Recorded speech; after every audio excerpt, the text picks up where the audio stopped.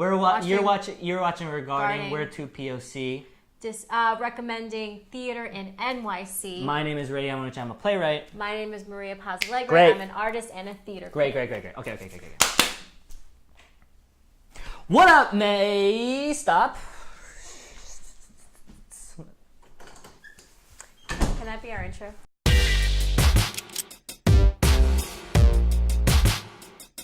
What up, May? How you doing? You're watching Regarding. We're to POC. Recommending theater in NYC. My name is Ray Yamanuchi. I'm a playwright. My name is Maria Paz-Alegre. I'm an artist and a theater critic. We got two incredible shows coming at you today. Number one, Paradise Blue. Number two, Dance Nation. Stick around. Don't go anywhere. It's a good show.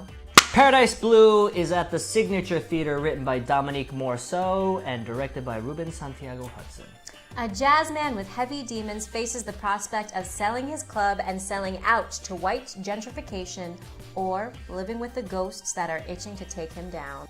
So, this play... I mean, let's just start. Dominique Morceau is God. Amazing. She's the queen, regent, whatever.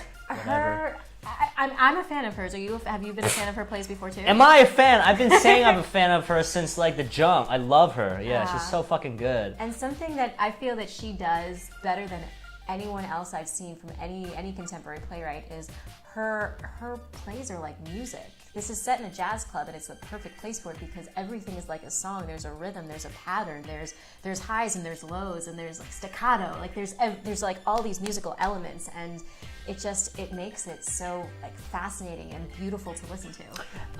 It's so interesting that you say that because everything you just said has been said about August Wilson previously, and I know she's probably heard this a million times, and she probably is so tired of being compared to August Wilson, but it's hard not to because of like the similarities. Like it's just so brilliant, you know. But I would even go so far as to say that, don't kill me, but I think Dominique is better than August Wilson. I think she's better because like her female characters are just so much stronger and has so much more agency, and they're given so much more time, and they move the story forward way more than August Wilson ever did. And I love August Wilson. I think he's the fucking GOAT. The acting is just so extraordinary. Oh my God. Obviously the material they're working with is just incredible, but the acting alone is just so well done. It felt to me, I think it's basically an ensemble. It's just so, everyone brings their thing. If you're not crying, you're fucking laughing. Yes. Dying laughing. It's just such a roller coaster. Yeah, J. Alphonse Nicholson, he crushed it as Blue. Like he had so many demons inside him that as soon as he took the stage, my hackles went up because there was just so much pain that he was bringing. But likewise, every time T-Sam came out, who was Francois Baptiste, like, oh my God, he was the perfect foil for that. Yeah. And the two of them together, it was literally laughing and crying, and so it made it such this roller coaster, which it was amazing. We have to mention Simone Missick, who played Silver, the buxom guest of the for days. Yeah, she has such an incredible mysteriousness about her that sort of starts to unveil itself slowly throughout the play. But it was not one-dimensional. I love that. Absolutely there was nothing one-dimensional. Everybody had almost an archetype, you know, the jazz musician that's troubled, the black widow that comes into the room, the overlooked goody two-shoes, but their vulnerability and the layers of each character were so developed and became so apparent that it was fascinating. And another thing I have to mention, that again, this is very sort of August Wilson, like this is what I love about his plays that Dominique does also so well, is the idea of whiteness and the politics of whiteness being right off stage, and that informing a lot of the motivations of the characters. You know, a lot of the stakes of the play come from that, and I think that's the brilliance about these two writers, and I think that's like the big similarity that I take away from, you know, and it's that's sort of what it is in life, you know what I mean? It's not like we're constantly thinking about whiteness. Oh, what is this? I mean, more and more I'm now. Constantly thinking right. About well, whiteness. more and more now because there's much more dialogue. You know what I mean? But like as we walk through life, it's this idea that it is all around us. It is like basically the air we breathe, you know? I hear what you're saying. I didn't even think about it like that, but I really like the way that you're saying it. In some ways, it's almost like that Greek convention of, you know, that violence, you keep it off, you know, because the important stuff is the stuff that happens here. That's really neat. Check it out. Go fucking check it out. And it's a signature, so if you see it during previews, it's $30. It's only $30, and I appreciate it. Next show is Dance Nation at Playwrights Horizons. It's written by Claire Barron and directed and choreographed by Lee Sunday Evans. Enter the hyper-competitive world of 13-year-old dancers, where every jeté is life or death, but offstage, success may break you instead of make you. So, full disclosure, I was a big fan of it, I was a little bit on the fence. but we think that it's interesting enough that you should go check it out and make up your own mind for it. You know, it's one of those, you know, Porto-like situations if you've been watching the show. I have to say, too, it's not that I even really dislike the play, it's just that we have very different opinions on it, but I think that's good because we both come from different places, so I think it's worth talking about. So what I really loved, the favorite thing about this play for me was the fact that it's ostensibly about dance, right? And about these young women who, by the way, are played by like adult women in various ages, from elderly women to like, you know, young adults sort of, to middle-aged women. It's just everyone. But they're all 13-year-old women, 13-year-old girls. But I liked it because it was not really about dance and more about girlhood and coming of age and beyond that, you know, and it was all about like the solidarity of women. And I thought that was like so beautiful, and it displayed it in such a very, very raw and uncompromising way, which I thought was super, super unique. I think that actually kind of took me out of it, and I'm not sure exactly why, but the casting of women at multiple ages playing 13-year-old girls, for me, it got a little confusing, and sometimes it worked really effectively. I think that particularly Lucy Taylor, who played Ashley, was magnificent. She really nailed those moments of figuring out your sexuality, figuring out that other people are interested in you, and figuring out like, are you pretty? I thought that she did those really, really well. So I felt like there were moments that were incredible, and I felt that there were moments that were absolutely true, but I also felt like it wasn't, like I didn't feel that the entire time. What you were saying about like the disparate ages, I actually thought that was like really sentimental in a way, because we know that they're all 13-year-old girls, but seeing 13-year-old girls played by all these women who are much older than that, sort of like almost made it seem like it was timeless. Like the problems that they're dealing with, we still deal with them in one form or another. And I thought that was like really, really fascinating. I hear what you're saying, and I wanted to like it. I really wanted to love that casting because I'm a fan that you should be able to act at any age. You should never have an expiration date when it comes to your ability on stage. That being said, it took me out. It took me out of it, and I'm frustrated that it took me out of it because I wanted to be more invested. There are also a lot of sobering moments in the play where, you know, I guess, spoiler alert, maybe? I don't know. There's a lot of moments where they sort of break the fourth wall, but there's this one moment where they sort of talk about, like an epilogue almost, what happens later on as like their older selves. And it almost seems like this was like the best years of their lives. And having that moment was like really, really interesting. And this happened in the locker room. I don't know if you remember that. Yeah.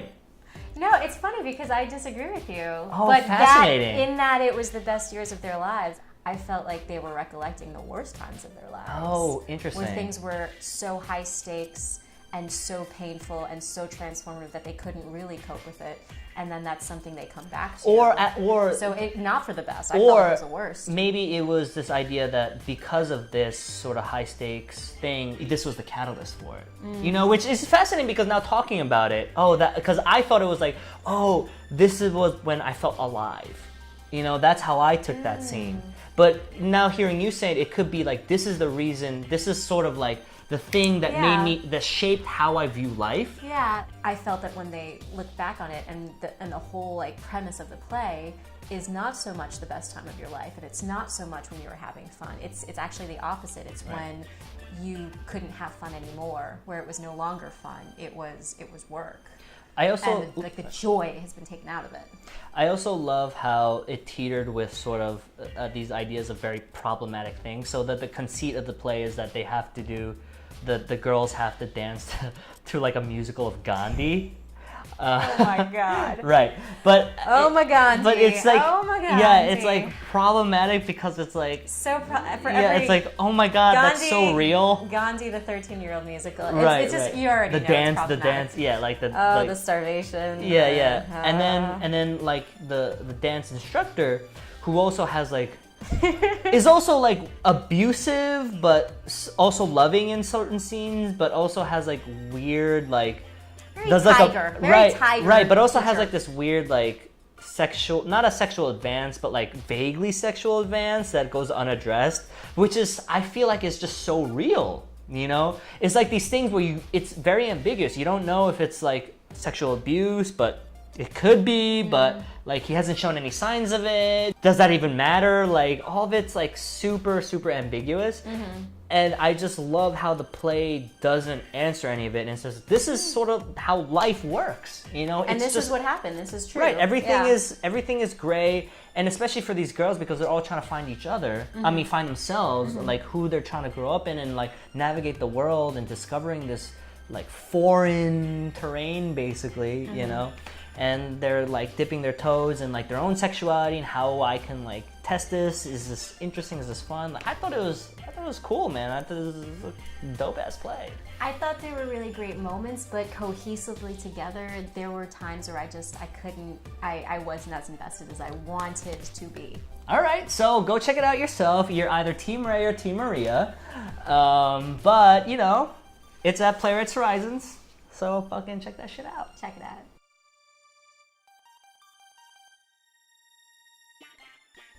Trump sucks, but you know who doesn't? Our next guest, NYC director Taibi Magar. That's it. That's the best introduction. Ooh, yeah. Thank you, Taibi, for coming on. Thank you. We're big fans of your work. Yes. Welcome. To our illustrious studio. So beautiful. That was a great apartment. Thank you. So, you got a new show coming up at The Atlantic. Yeah. Lauren Yee's The Great Leap. Yeah. Tell us a little bit about that. Yeah, it's a story about a friendship game between America and China, a friendship basketball game, and it combines two of my loves. One is basketball. Oh, nice. I'm from North Carolina, so Oh, okay, it's Jordan. fun. Michael Jordan actually babysat me. What? Probably just stop the What? interview. Probably stop the we're interview. done. Yeah, so tell us about Coolest Michael Jordan. thing. Nice. Yeah, Holy well, shit. North Carolina, I don't know. It's a relatively long story. Right. Okay. But so basketball, and Lauren Yee, who's an amazing writer and just has like a great, ferocious, like fun and a contagious energy about her. So come see. Is this your first time working with Lauren, or do you know her? So I've been working on her commission for Trinity Rep, which I think for like 2 years now. Okay. And got pulled onto this project like last fall. But then our commission is happening, her commission, which I'm directing, is happening next season at Trinity. Right. Yeah, I was looking that up. That was Song of Summer. Yeah, right? the Song of Summer. Nice, Yeah. nice. So what is your dynamic like with Lauren? You know, she's so smart. She's so fast at writing. Well, our first workshop for Song of Summer, I think she had like 20 pages or something, and we left rehearsal at like 6 p.m. And then the next, we started I think at like 11 a.m. the next morning, and she had written 40 pages. What? I know, it's crazy. Like I just think she's so good. It's like Hamilton shit. so That's amazing. so fast, and like none of it is like terrible. You know, it's all like decent, like well written stuff. I mean, a lot of it is probably not going to end up in the play, but like I just think that's her process here. Yeah, but just like prolific writing process. It's just amazing. I mean, I can barely write an email, so I just am like stunned at the amount of writing that Lauren Right. gets done. She's also super prolific. I see her plays like so like prolific. half of all the theaters in the I nation know. are doing her I plays. know. I'm like, how the fuck does she I do know. it? She's crushing it. She's I know. crushing it right now. And it's only beginning, like just knowing her right now. Oh, Christ. Well, shout out to Lauren E. Like, Shout out to Lauren E. killing it again. Yeah, for sure. You know, we were doing some research, and it seems like you have quite a style, and audiences sometimes come off and they feel like they're on the edge of their seat or sometimes on their toes. And would you feel like that's part of your directing aesthetic, or is it just kind of part of the plays that you choose? Yeah, I mean, I think that I think I really like surprising an audience. I think that I really value the time that audiences are giving me and my collaborators. Like I think about like for this show I just did at Soho Rep, right? It's I don't know, I guess 90 minutes, and there were 60 people in the audience. So it's like 60 times 90 minutes. I don't even know. I can't. This is do Is that God good. Is, by the way. Is God Is, yes, sorry, by Alicia Harris, Right. the genius. Right. And so I just think about like every night, what is that? That's like the 90 hours of people's time, like that I'm in charge of, right? And I want to make that so worth their while and something memorable, because that's an incredible amount of time to be given and to be responsible for. And I think I think I was bored a lot as a kid, and I'm so averse to that. I think I really enjoy being surprised, and I really enjoy curiosity and learning something and having like really powerful experiences. So that's sort of how surprise has like made its way into my work. I think I'm attracted to it. I'm really curious to see how you would describe your own aesthetic. I know we've already described sort of like this really level of engagement, but like, do you feel like that is your sort of signature, or do you feel like you have your own other interpretation of your own style? That's a great question. My own interpretation of my style is I like thoughtful rebellion. Which is like, I feel like I've always had this tension between like, I think I've always had very rebellious impulses, but then I've had this tension of wanting to be like a good for mom and dad, and I feel like that's the thing I've like been born into. So I want to rebel and break the rules constantly, but I always want to do it for a reason. Right. Not just being weird or crazy to be weird and crazy, but to sort of break through something, both for myself and for the audience. And I think I have like this curiosity about the unknown that I think sort of drives my work, and the thing that you can't articulate. In Underground Railroad, I love that moment where the two characters, the teacher characters, like they go back to their bedroom and they're like having this. It starts off where it's like sort of kinky, and then it gets like a little racial, and then it gets like basically like a slave auction-esque, like super problematic. And like the journey, the emotional journey to that moment is it like just was so mind blowing. Yeah. I was like, wait, is this going where I think it's going? And then it keeps going even farther than that. Yeah, it's just like incredible. The you know how you push boundaries and you just keep it going. What's the rehearsal for that like? Yeah, I mean that's interesting that you bring up that one. Because I very much feel as a director, like I think I used to think a director needed to have all the answers. And I remember trying to find the ending for that scene, which I guess we won't spoil. But when I took on the project, it didn't end like that. And so I remember being in a rehearsal room in Philly and just sort of like trying to push through and find the end climax of that scene, I guess.